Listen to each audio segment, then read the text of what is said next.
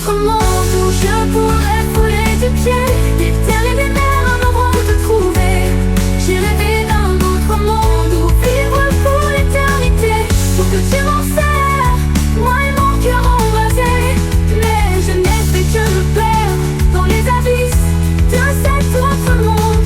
Je n'ai fait que me perdre, il n'y a plus rien à faire, c'est ainsi qu'est l'autre monde.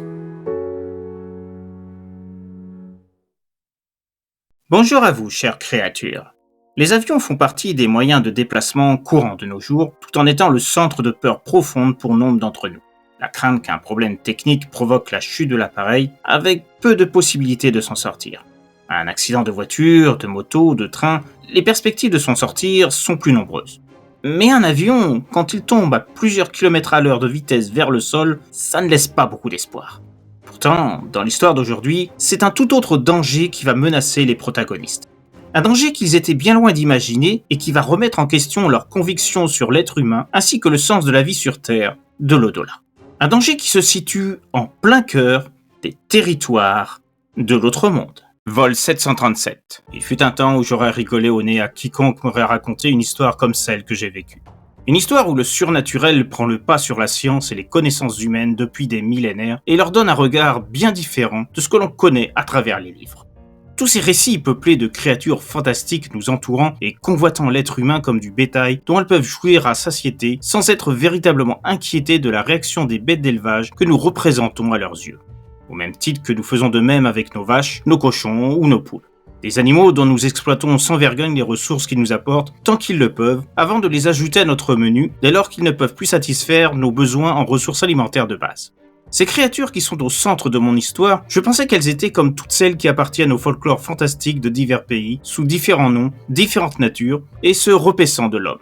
Même si, dans le cas de mon récit, et contrairement à nombre des bestioles de tous bords relatées dans des romans ou des contes, faisant la joie des aficionados de fantastique et d'horreur, ce ne sont pas vraiment des prédateurs à proprement parler.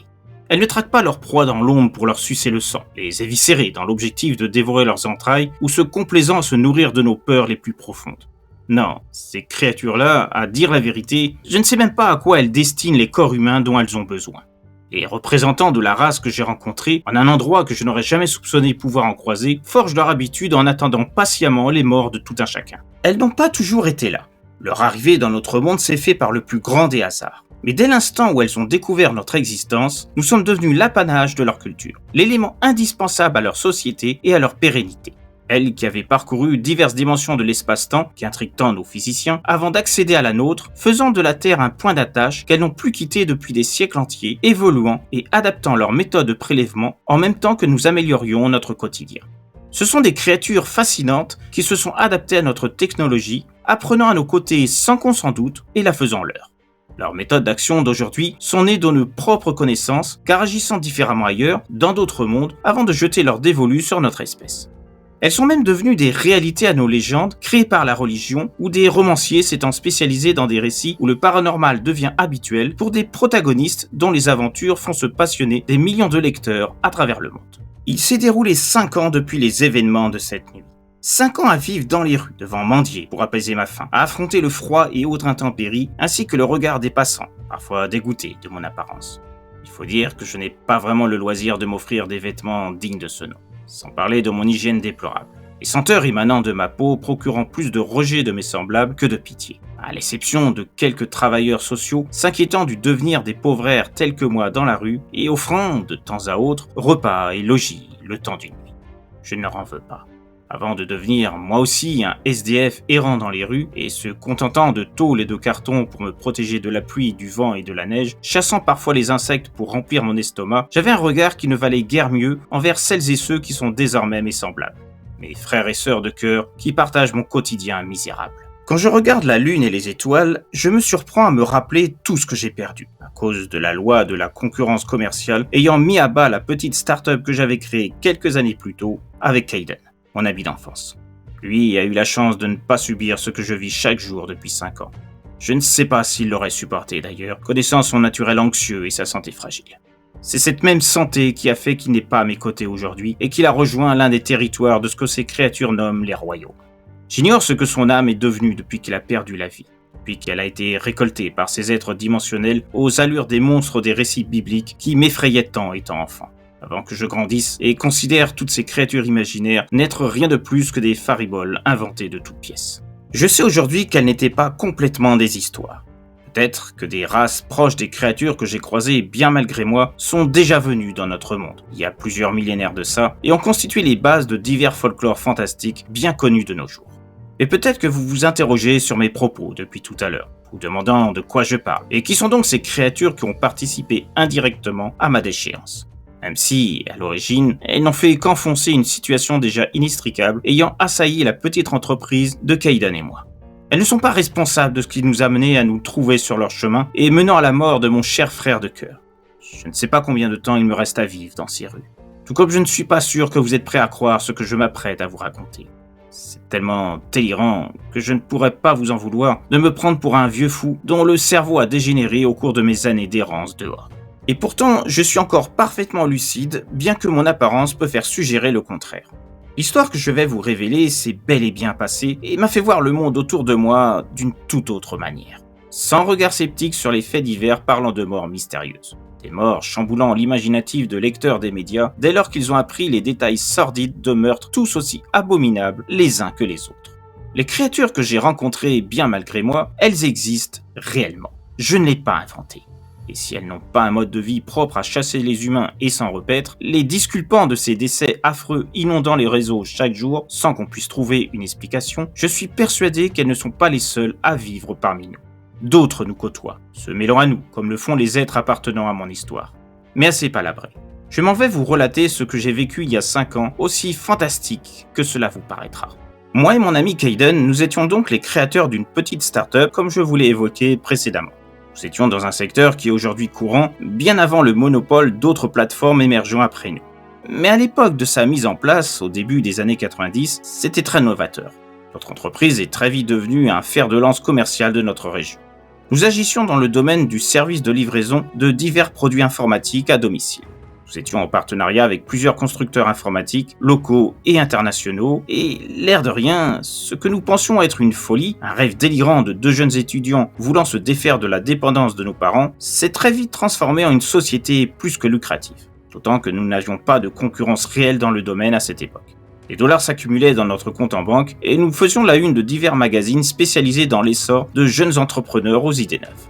Je ne compte plus les interviews accordées, les partenariats s'accumulant de plus en plus, au point d'en refuser certains, car craignant de ne pas pouvoir suivre le rythme.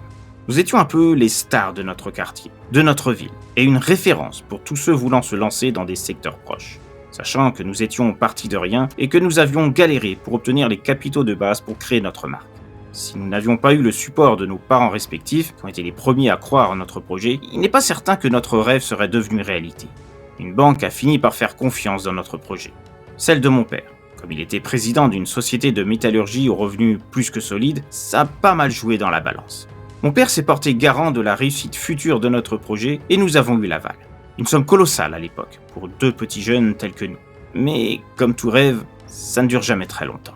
La faute à une concurrence s'étant immiscée de plus en plus dans le même secteur d'activité en élargissant les perspectives de vente. Quand Amazon est née en 1995, bien que se limitant à la vente de livres en ligne au départ, nous n'imaginions pas qu'elle provoquerait, plusieurs années plus tard, le glas de notre société. Et elle ne fut pas la seule. D'autres comme elle ont fini par faire fuir nombre de nos investisseurs historiques, reléguant à peau de chagrin le choix de nos produits à nos clients. Nous avions beau nous adapter aux modes, élargissant la gamme de nos articles aux jeux vidéo et au matériel pas forcément lié à l'informatique, rien n'y faisait. Nous étions au bord de la faillite. Il y avait bien une solution, à savoir réorganiser complètement le principe même de notre société, au même titre qu'Amazon et d'autres plateformes du même ordre, quitte à blesser notre orgueil et la base de notre start-up. Mais cela nécessitait de réinjecter une somme énorme dans le capital de notre société, et notre banque se refusait de nous apporter son soutien financier. Mon père n'était plus là pour les décider, car décédé depuis 4 ans à ce moment-là. Son entreprise avait été rachetée, ma mère ayant décidé de la revendre au plus offrant pour éviter de mettre au chômage des milliers d'employés. Et surtout, elle n'avait pas l'âme d'une dirigeante. Ce qu'elle a compris après 3 ans à tenter de prendre la suite de mon père. Du temps de son vivant, elle n'était qu'une simple associée, se limitant à poser sa signature sur les contrats mis en place par son époux, rien de plus. Elle avait bien fait appel à un conseiller pour l'aider au départ. Mais elle a fini par se faire à l'idée que, malgré tous ses efforts, elle n'était pas faite pour ça. Sans le soutien de mon père et celui de Kayden, qui était en retraite et n'était plus en capacité de nous aider, lui non plus, la faute à un Alzheimer de plus en plus présent l'ayant obligé à être hospitalisé sur une longue durée, Kayden et moi étions démunis de toutes parts. Nous avions perdu notre crédibilité financière aux yeux des requins bancaires, et on ne voyait pas d'issue.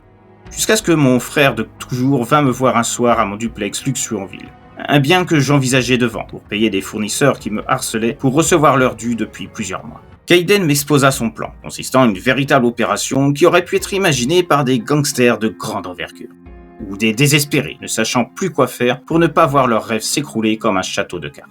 Oui, c'est vraiment l'image que j'ai eue en tête quand j'ai eu connaissance du projet de taré de mon ami d'enfance qui voulait encore plus que moi ne pas voir s'achever brutalement l'histoire de notre entreprise. J'ai longtemps hésité avant d'accepter, tellement c'était insensé. Mais j'ai fini par céder devant l'insistance de Kayden. Avant même que nous ayons eu l'idée de la création de notre société, c'était un vrai génie de l'informatique à la base. Et son talent n'a fait que s'amplifier au fil des années, devenu l'équivalent d'un hacker de haute volée. C'est ainsi qu'il a eu connaissance d'un chargement de marchandises de très haute valeur devant être transporté par charter, de nuit, quelques semaines plus tard, au sein d'un petit aérodrome isolé, en périphérie d'une ville voisine. Il n'y avait pas vraiment de détails sur le contenu exact des marchandises, mais la fiche de vol et d'autres détails sur ce dernier avaient été récupérés par Kayden sur le Darknet. Signe que la provenance des produits n'était sans doute pas très légale et pouvait se révéler suffisamment propice à être revendue chèrement sans que ça puisse s'étaler sur les médias de peur du scandale pour la compagnie à l'œuvre. Le charter était un petit avion de ligne faisant la liaison Boston-Chicago comprenant 150 passagers. Kayden avait découvert que chacun de ceux-ci appartenait à des familles riches. Il n'y avait pas les prénoms, juste les noms. Sans doute une précaution supplémentaire de la part de la compagnie pour qu'on ne se pose pas de questions sur l'identité exacte des personnes présentes. C'était vraiment très louche tout ça, mais Kayden avait déjà en tête le plan qu'il disait parfait pour s'emparer de ces richesses, à même de sauver notre entreprise de la faillite. Il faudrait sans doute du temps pour revendre les produits, de manière discrète. Mais là encore, Kayden avait la solution. Il n'a pas voulu me dire comment il avait obtenu ses contacts, mais il savait déjà à qui proposer la marchandise qu'il subtiliserait par notre action. À dire vrai, je découvrais une facette insoupçonnée de mon ami. Quelque chose qu'il avait sans doute caché au plus profond de lui, mis en sommeil, du fait de la réussite de notre projet lorsque nous étions plus jeunes. Ce pan de sa personnalité et de ses activités secrètes s'était réveillé à la suite de nos déconvenues impliquant notre bébé commun qu'était notre start-up en déclin. Bien que réticent sur la méthode, mais n'ayant pas de plan alternatif pour nous sortir de la panade, j'ai donc approuvé ce que Kayden avait échafaudé. Le vol 737 devait partir dans 12 jours à 3h du matin. Nous devions profiter de ce délai pour préparer notre matériel. L'objectif étant de prendre le contrôle de l'avion et l'obliger à atterrir sur un coin de campagne prévu à l'avance où serait dissimulée à proximité une fourgonnette servant à entreposer la marchandise volée. Ceci à l'aide d'armes ressemblant à s'y méprendre à de vrais pistolets. Je pense que c'est cet aspect de l'opération future qui m'a décidé à donner mon accord à cette folle équipée. S'il avait fallu user de véritables armes, je ne suis pas sûr que ma nervosité aurait permis une issue favorable à ce projet totalement délirant pour des gens comme nous, dont les rares actes de violence dans notre vie se limitaient à des jets d'assiettes ou de verre dans des soirées trop arrosées. Soirées dans lesquelles nous étions sortis avec au minimum un œil poché et des contusions multiples. Pas vraiment la personnalité de malfrats prêts à tout, même à tuer, pour arriver à leur fin.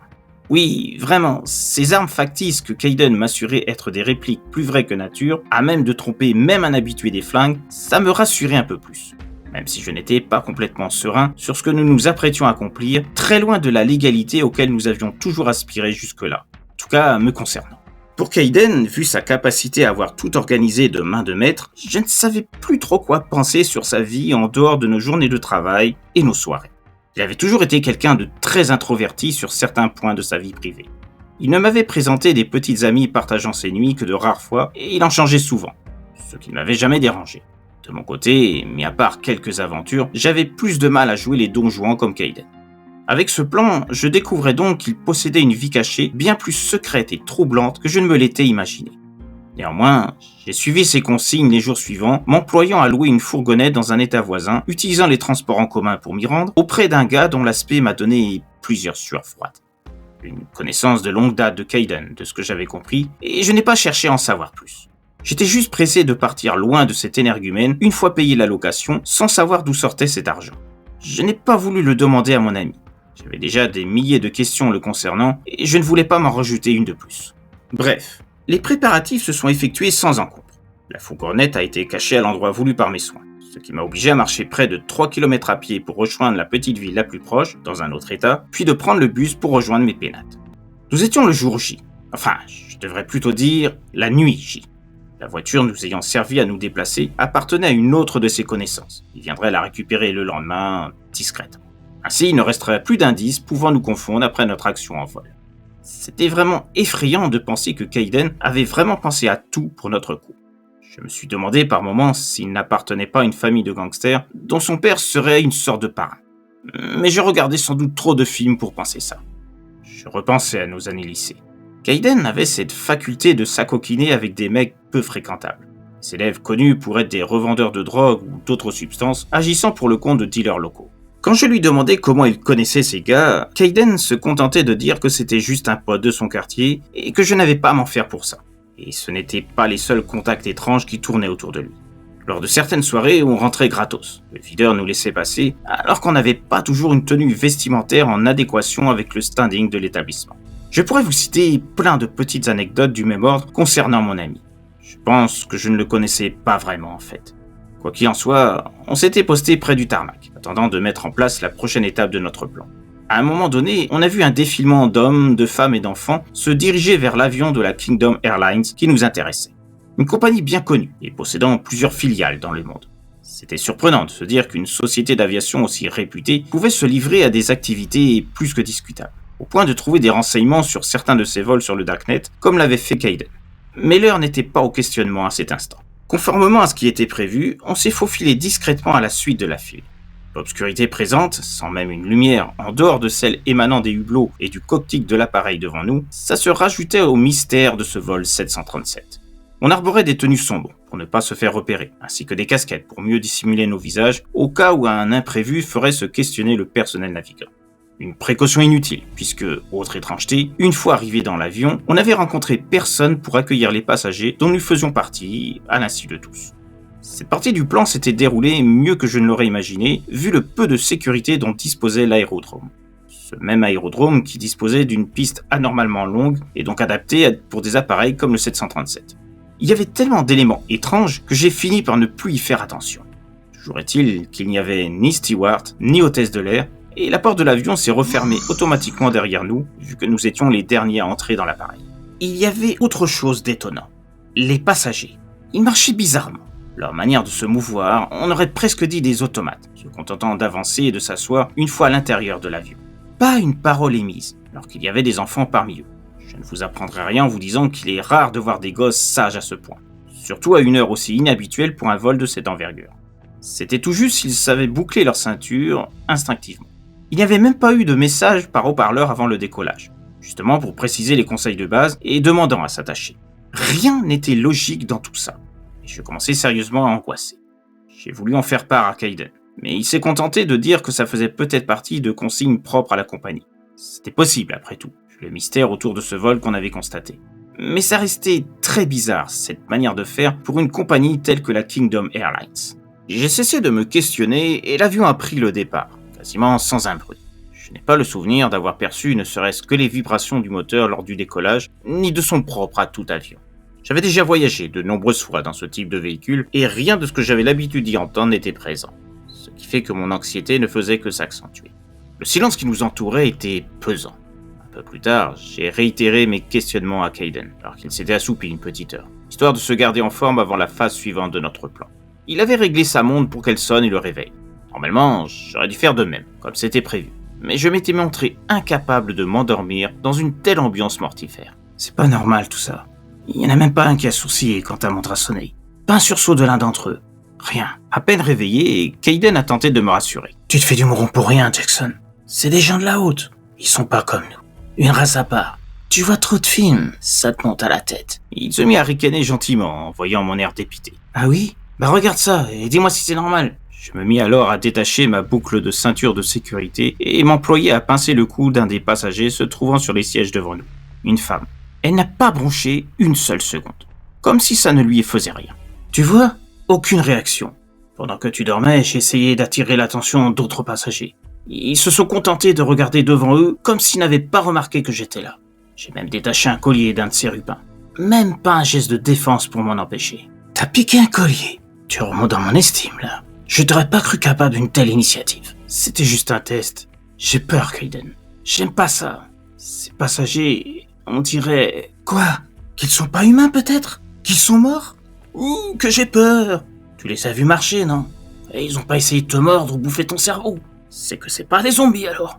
Bon allez, arrête tes conneries. Il est temps de passer à la prochaine étape. J'ai fini par ne plus penser à l'étrangeté de la situation et j'ai imité mon ami qui enfilait un passe-montagne comme convenu. Jusqu'à présent, on avait profité de l'obscurité et de notre tenue pour masquer notre visage. Mais pour la phase qui venait, ça n'était plus suffisant si on ne voulait pas qu'on puisse nous reconnaître, bien que je ne voyais aucune caméra disposée quelque part. Comme déjà dit, j'avais l'habitude des vols en avion, et je savais où on disposait ce type d'appareil pouvant se révéler nécessaire en cas d'enquête, suite à un crash ou à un truc comme ça.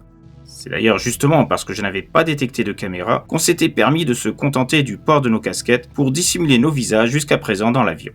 J'ai enfilé mon apparat sur la tête et j'ai suivi mon camarade qui se dirigeait vers le cockpit. Nouvelle étrangeté, la porte d'accès à l'habitacle des pilotes était ouverte. Attends, on avait envisagé de faire semblant d'avoir mal quelque part pour attirer l'attention de ces derniers une fois qu'on s'était rendu compte qu'il n'y avait pas de personnel à bord. Une petite modification du plan de base qui consistait à prendre en otage un steward ou une hôtesse pour obliger l'un d'eux à ouvrir la porte. Mais là, il semblait que le dieu de la chance, ou je ne savais quelle entité, avait décidé de nous permettre le plus de facilité possible. On est entré en trombe dans le cockpit en vociférant au pilote de se tenir tranquille, indiquant qu'on était là pour détourner l'avion et que si tout le monde se tenait tranquille, il n'y aurait pas de bobo. Celui qui devait être le commandant de bord, si je me référais à sa tenue et ses galons, a à peine bronché.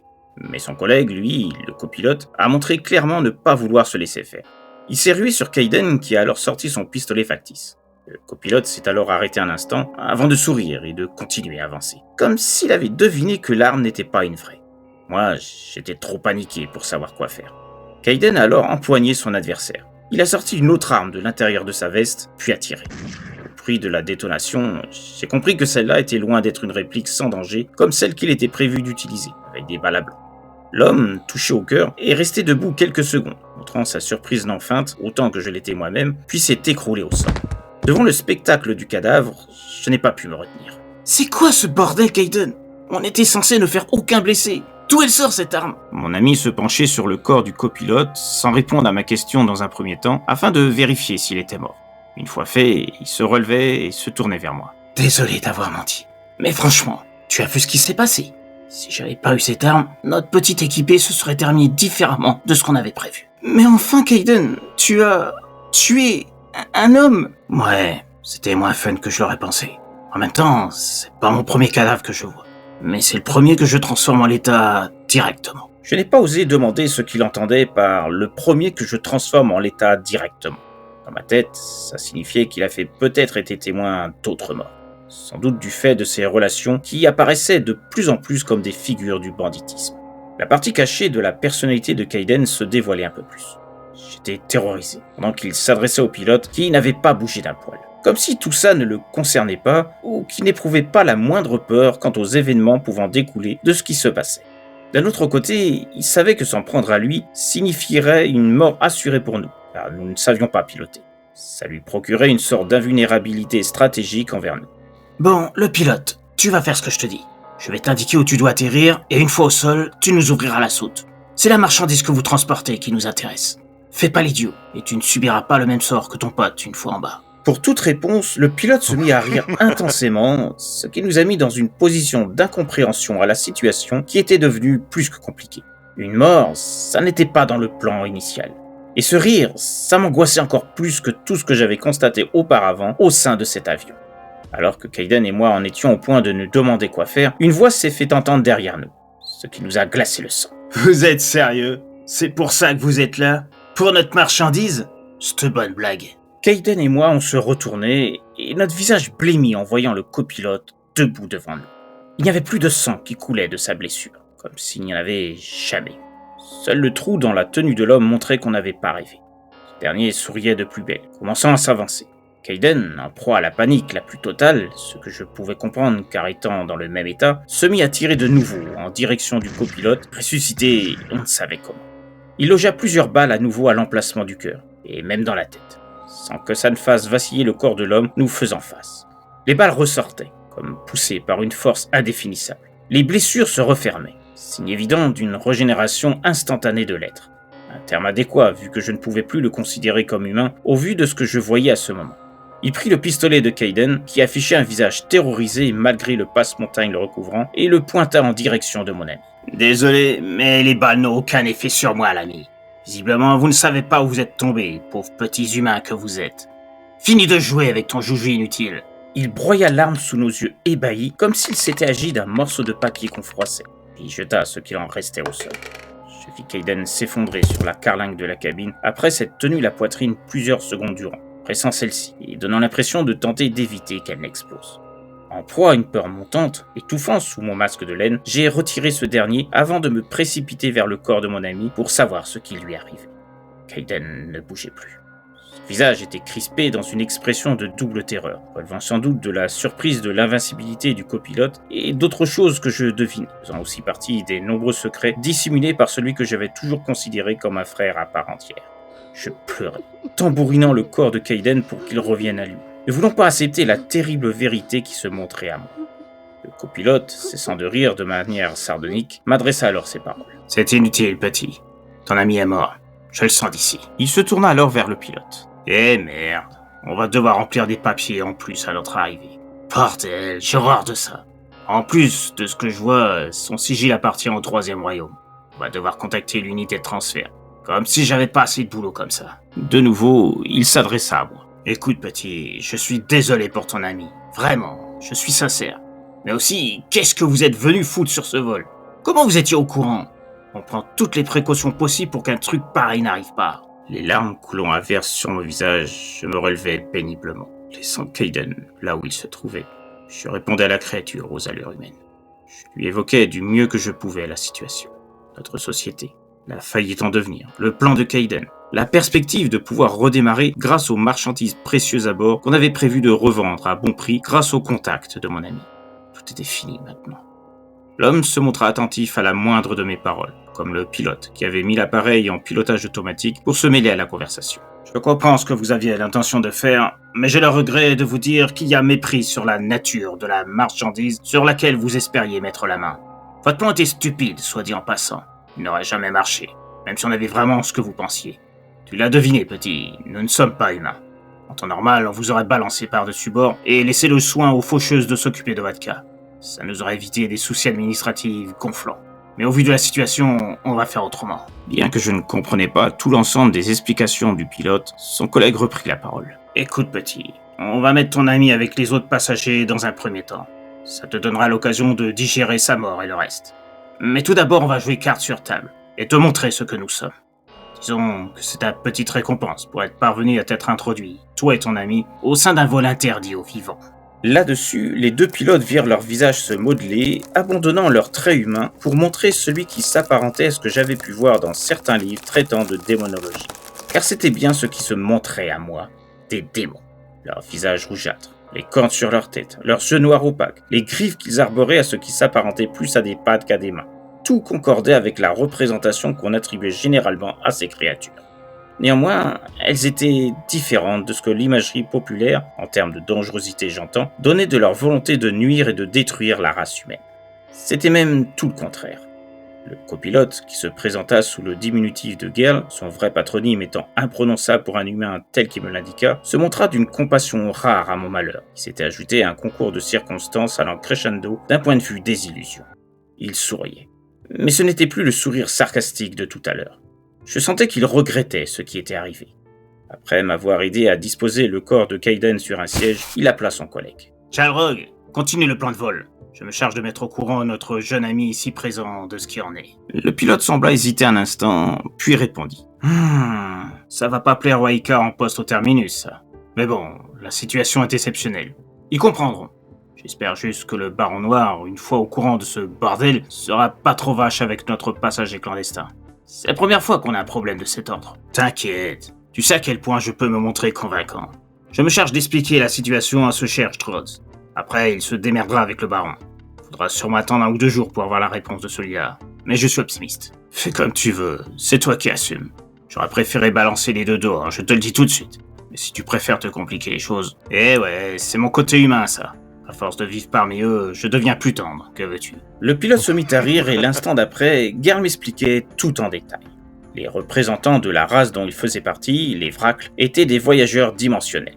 Ils avaient découvert notre dimension par hasard, lors de leurs nombreux périples en quête des ressources indispensables à la pérennité de leur espèce, à une époque de notre histoire où le phénomène des ovnis était en vogue, au milieu des années 50.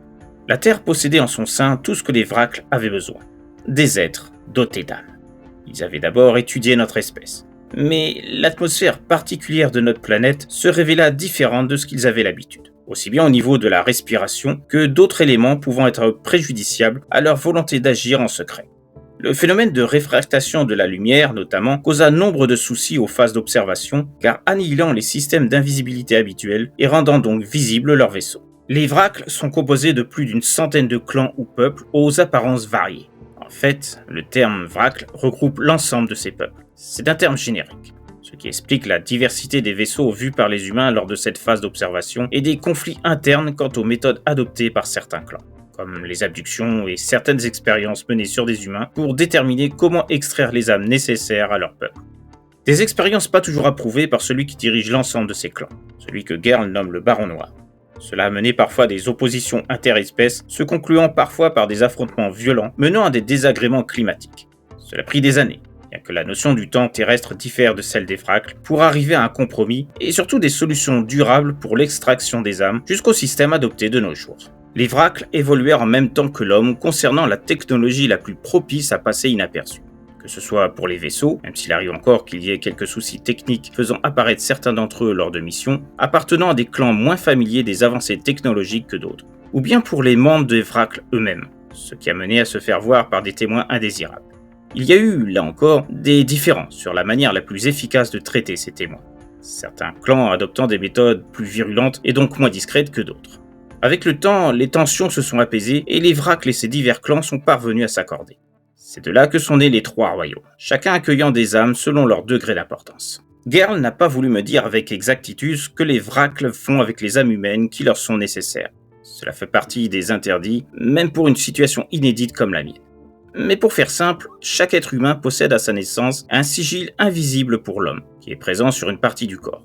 Les plus courants sont disposés sur la base du cou, mais ils peuvent apparaître sur les bras, au niveau du poignet, sur les jambes, au niveau du dessus du pied, ou plus rarement sur la poitrine, comme c'était le cas de Kaiden, ce qui a permis à Gerl de déterminer vers quel royaume son âme devait être envoyée. Les Vracles ignorent le pourquoi de la présence de ces sigils sur les humains à leur naissance, mais cela a été la base du système actuel de ce qu'ils appellent la moisson, permettant de répartir les âmes vers un royaume donné, comme indiqué auparavant. Il a été établi qu'à la naissance, le sigil est le même pour tous. Celui-ci change au cours des années, suivant les actions opérées par les humains. Il y a alors 3 formes de sigil, d'où l'existence de 3 royaumes. Il y a d'abord le sigil Lekta, qui est composé des âmes n'ayant commis aucune faute grave dans leur vie, ou bien des délits mineurs, tels que le mensonge, la vanité, la jalousie, la trahison, les incivilités ou les adultères. Puis vient le sigil Nyar, comprenant des âmes coupables de fautes graves telles que les vols, la luxure, les dénonciations dans un but criminel, les accidents involontaires sur autrui, ou encore les escroqueries. Et enfin, le sigil Triv, constitué des âmes aux fautes majeures, telles que meurtre, torture, destruction volontaire, ou encore incitation à la haine, la violence ou le suicide. Les âmes Lekta dépendent du premier royaume, le royaume des faucheuses, fief du Baron Noir. Les âmes Nyar du deuxième royaume, le royaume des démons. Et les âmes Triv du troisième royaume, celui des bêtes du purgatoire, les clans les plus primitifs des Vracles. Des noms de royaumes adoptés par la ressemblance des clans principaux des Vracles avec les créatures présentes dans la religion humaine ou des légendes issues de tribus propres à certains territoires de notre espèce. Lorsque quelqu'un meurt, les faucheuses, les assistants directs du Baron Noir, sont chargés de récolter les âmes. Elles créent une enveloppe copiée sur l'enveloppe humaine du défunt afin que l'âme ne subisse pas d'altération psychologique, ce qui pourrait avoir des conséquences fâcheuses quant à son utilisation ultérieure et lui donner une qualité moindre. Ce qui est déjà arrivé par le passé avant que soit mis en place ce système de clones de corps de substitution pour le transfert et ayant obligé à la destruction irrémédiable de l'âme par des moyens que Gerl n'a pas voulu me décrire. Un autre interdit à me confier. Les faucheuses emmènent les âmes récoltées dans un premier temps au premier royaume, qui a un portail dimensionnel. Ce que les humains ayant subi une EMI appellent le tunnel blanc. Les âmes qu'ils voient tournoyer dans ce portail sont soit celles récoltées en même temps par les faucheuses, soit les faucheuses elles-mêmes. Une fois cheminées dans le premier royaume, les âmes sont ensuite réparties selon leur appartenance à l'un ou l'autre de ces royaumes. Celles destinées au premier sont stockées dans un lieu déterminé avant qu'elles soient conduites à leur destination finale d'usage. Les os sont transférés via des moyens terrestres qui utilisent aussi, au terme de leur voyage, des portails dimensionnels. Les faucheuses ne peuvent pas amener les âmes directement au royaume concerné. Cela représente un trajet trop long que leurs pouvoirs ne permettent pas. Si elles le tentaient, le risque serait que la fatigue inhérente au voyage les tuerait. Car oui, les Vracles ne sont pas immortels, mais peuvent mourir, même si leur résistance est plus importante que les simples humains. Pour ces transferts, il est nécessaire d'utiliser des Aika, autrement dit des agents intermédiaires du commerce des âmes.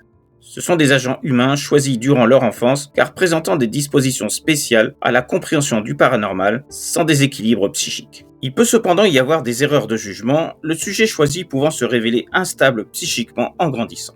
Auquel cas, une faucheuse est chargée d'effacer sa mémoire et est rendue au stade de simple humain. Les Aika sont disposés dans différentes strates des institutions humaines. Il y a 3 catégories. Les primaris, disposés à des postes politiques, militaires, policiers, religieux ou direction d'entreprise. Ils sont chargés de la surveillance des secrets propres au transfert d'âmes. Les secondes douces, eux, sont affectés à divers postes médicaux. Ils organisent les voyages de transfert avec les Aika de la 3e catégorie. Ce sont eux qui choisissent notamment les aérodromes servant au transfert. Enfin, les tertianos, qui dépendent intégralement des 2 premières catégories. Ce sont de simples exécutants, sans pouvoir de décision. Ils établissent les listes de passagers pour les transferts, les dates de ceux-ci, le nombre d'âmes sur chaque voyage et sur tel ou tel vol. Ils doivent également s'assurer que lors de ces transferts, aucun humain n'appartenant pas au statut d'Aika ne soit présent sur les lieux choisis pour les vols. Le récit de Gerl s'arrêta, et j'ai dû prendre plusieurs minutes avant de digérer ce flot d'informations qui me faisait voir différents aspects de l'histoire humaine et le statut d'âme autrement. Il restait un point restant mystérieux, n'étant pas contrôlé par les Vracles. Les fameux sigils n'étant pas de leur fait, qui ou quoi était à l'origine de ces signes étranges, invisibles pour un être humain, y compris les Aika. Cela pouvait signifier que l'être humain, dans sa globalité, n'était que le fruit de la création d'entités supérieures aux Vracles que même ceux-ci n'avaient pas encore réussi à identifier, malgré tout le savoir dont cette race disposait. Des êtres cosmiques n'étant donc pas établis sur Terre, mais quelque part dans l'immensité de l'univers, nous ayant créé, nous et la Terre, il y avait des milliards d'années avant de se désintéresser de notre devenir au vu de leur absence dans les alentours directs de notre planète. S'ils avaient été présents dans l'entourage proche de la Terre, les Vracles les auraient détectés. Gerl m'a confirmé, en s'en amusant, que les notions de paradis ou d'enfer n'étaient que pure spéculation instituée par des hommes avides de pouvoir et de contrôle sur leurs semblables.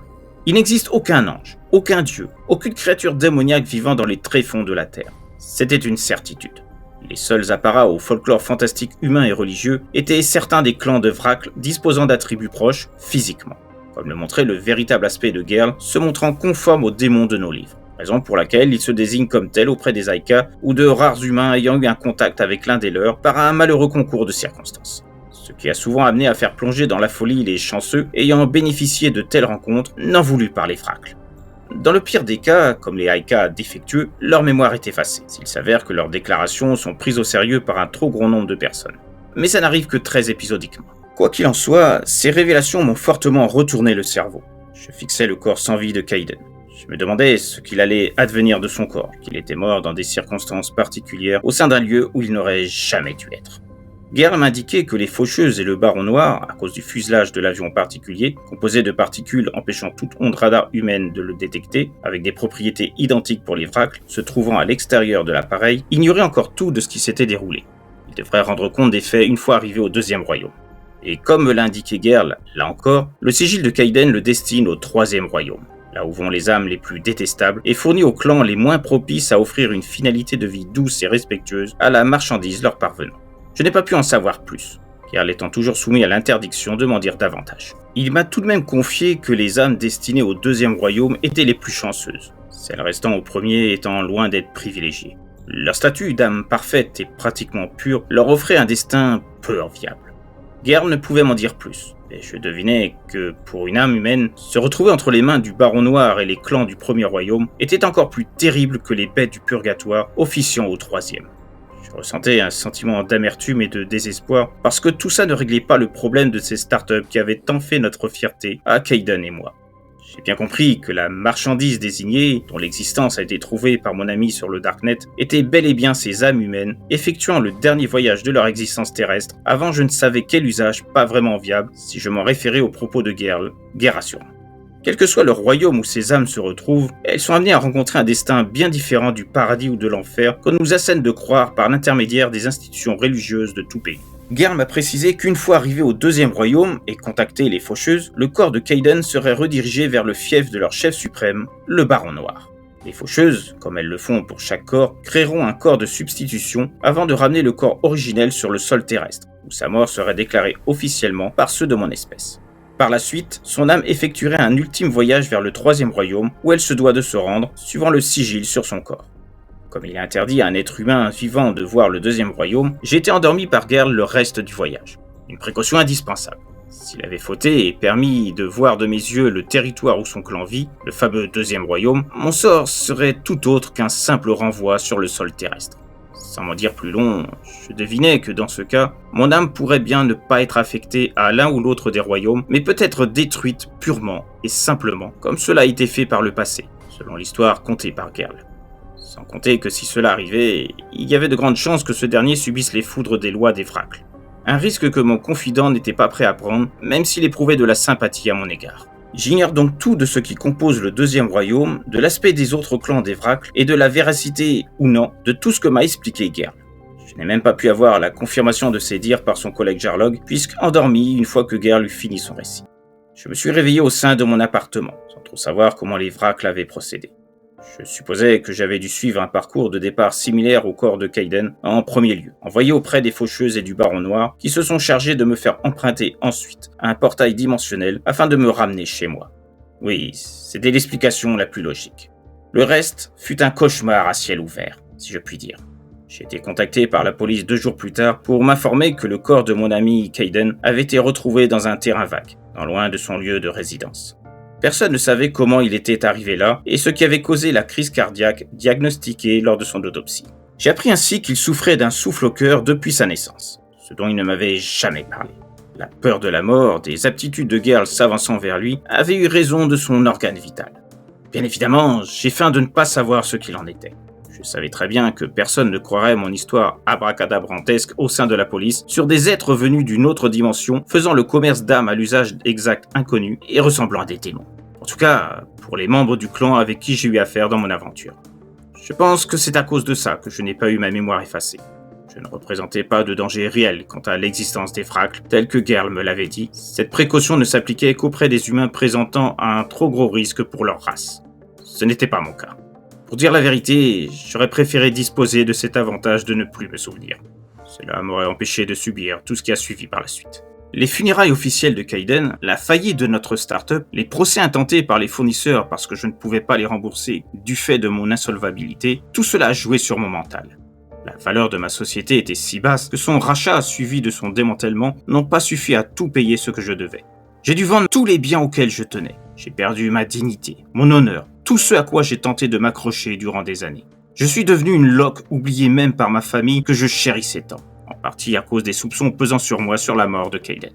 Même si la police n'a pas pu prouver mon implication, les répercussions à travers les médias ont été terribles et ont participé à mon effondrement social, me coupant de mes proches et de celles et ceux se prétendant mes amis. Je n'étais plus personne à leurs yeux. Ils se sont éloignés de moi par peur d'être associés aux accusations que l'on me portait. Pour le père de Kayden, vu qu'Alzheimer le tenaillait, il n'a pas vraiment réagi à la possibilité que je pouvais être le meurtrier de son fils. Il n'en a pas été de même de sa mère. Elle m'a traîné dans la boue sans retenue, me traitant de tous les noms auprès des médias. Ma mère s'est portée solidaire de sa tristesse, me reniant publiquement, comme si je n'étais plus qu'un étranger ne méritant plus de porter son nom. Je n'avais aucun moyen de me réhabiliter à leurs yeux. Comment prouver que Kayden était mort de peur au sein d'un vol peuplé de corps, de réceptacles factices d'âmes, tout juste conçus pour fonctionner et permettre des gestes simples de déplacement comme marcher ou s'asseoir. Un vol où se trouvaient également des versions vivantes de créatures imaginées par l'Église par des auteurs acclamés œuvrant dans l'horreur ou le fantastique. On m'aurait pris pour plus fou qu'on ne le croyait déjà. Je possédais déjà l'étiquette du meurtrier de son ami, ayant mal supporté la chute de l'entreprise qui les liait depuis des années. C'était la théorie la plus populaire auprès d'une populace me considérant comme un monstre. C'est assez ironique en y pensant de se dire que je suis vu comme une aberration ayant tout juste le droit de vivre, un monstre, alors que les vrais monstres, ce sont justement ceux qui m'accusent de l'être. Par leur persécution, alors que je souffrais de la perte de mon ami et d'un mal-être permanent, ils ont fait de moi le symbole même de la perdition absolue. Un homme qui ne croit plus en rien, qui ne croit plus en l'avenir, qui ne croit plus en l'être humain. Je me dis que ce n'est pas plus mal si les âmes de personnes ayant choisi de ne pas écouter un innocent du crime dont on l'accuse finissent dans l'un des 3 royaumes des Vracles. Disons que c'est un juste retour des choses. Pas vraiment une justice à proprement parler, ce à quoi je ne crois plus, mais une forme de satisfaction à plus ou moins long terme. Ça a au moins l'avantage de me réconforter au vu du sort futur de mon âme. Je peux voir mon sigil, à cause de mon séjour inédit sur les terres des Vracles. Un privilège qui n'en est pas vraiment un, me permettant de voir celles et ceux destinés à l'un des 3 royaumes. J'ai pu voir celui de la plupart de ceux qui m'ont mis plus bas que terre. La grande majorité d'entre eux sont destinés au 3e royaume. Sans doute que, au même titre que mon regretté Kaiden, cachait-il des secrets inavouables, masqués par je ne sais quel stratagème honteux pour qu'on ne devine rien d'eux. Pour la mère de Kaiden, ça ne m'a pas vraiment étonné. Puis les contacts de leur fils, que j'ai découvert sur le tard, je vous ai dit que je me suis demandé plusieurs fois si ses parents n'appartenaient pas à une quelconque organisation du crime. Pour ma propre mère, j'ai été plus surpris. J'ai le souvenir d'une mère aimante durant toute mon enfance, et même après, à l'exception de son retour de veste lors de mon application supposée sur la mort de mon frère de cœur. Peut-être que c'est ça qui a joué dans la balance. Les sigils dont nous sommes tous porteurs évoluent selon les actions que l'on effectue. Celui de ma mère a sans doute changé suite au déferlement de haine dont elle a fait preuve, me faisant rabaisser un sous-homme à ses yeux. Concernant le mien, je ne sais plus si je vous l'ai dit avant, mais il me destine au 1er royaume. Selon Gerl, le plus terrible de tous. C'est drôle en y repensant. On prodigue durant des années de se comporter de manière exemplaire en aimant son prochain, pour reprendre les préceptes de l'Église, et pour toute récompense, alors qu'on imagine se rendre à ce fameux paradis tant loué par les ecclésiastiques de tous bords, on finit dans ce qui semble être le pire endroit possible. Le bien, le mal, tous ces trucs-là, au fond, ça ne change pas grand-chose, vu ce qui est prévu pour chacun de nous par les Vracles. Qu'importe qu'ils ne soient pas les créateurs de ces sigils qui déterminent à l'avance notre futur. Enfin, suivant l'interprétation des Vracles, j'entends. Ceux qui nous ont créés, ces prétendus êtres cosmiques évoqués par Gerl, ayant abandonné leur création, leur jouet, pour passer à autre chose, qu'avaient-ils prévu de faire en nous apposant ces sceaux invisibles? Peut-être un sort encore pire que les Vracles, qui se sont servis de ces symboles pour nous cataloguer, nous, humains, et nous réduire à des numéros, des produits qu'on range dans une boîte, en attendant de nous envoyer un sort sans doute pire que la mort. La vie après la mort, vue comme ça, c'est très loin d'être le trésor tant attendu par nombre d'occultistes ou de férus de vie antérieure. Cette blague. Je sais bien, moi, que tout est une fumisterie. Ces prétendues images que certains perçoivent comme étant des preuves de leur vie passée, s'ils savaient la vérité, ils tomberaient des nues. Leurs visions viennent d'ailleurs. C'est peut-être un plan imaginé par ces créateurs venus d'ailleurs qui ont fait de nous des sujets de je ne sais quelle expérience. Sans doute rigolent-ils bien, où qu'ils soient, en voyant ce à quoi les Vracles nous destinent. Comment la vie est-elle née sur Terre? Y a-t-il des puissances cosmiques qui ont été à l'œuvre, dépassant tout ce que nous pensions savoir sur l'univers, qui en ont été la cause? La vie après la mort est-elle possible? Et si c'est le cas, comment se déroule-t-elle et nous permet-elle de revivre une autre vie dans un autre corps? Toutes ces questions, je pense qu'on est beaucoup à se les être posées au moins une fois dans sa vie, sans pour autant en avoir des réponses concrètes. Au même titre que les protagonistes de cette histoire, avant qu'ils découvrent l'impensable sur ce qui régit la vie dans l'au-delà. En tout cas pour Jackson, parce que pour Kaiden, c'est une autre histoire. L'au-delà, c'est un sujet qui revient souvent dans les histoires horrifiques, mais elles se ressemblent beaucoup les unes et les autres, car toujours ancrées dans un degré de spiritualité, ne se renouvelant que rarement. Par le biais de fantômes, planches Ouija, de possessions, c'est la même chose pour tout ce qui touche au paradis et à l'enfer.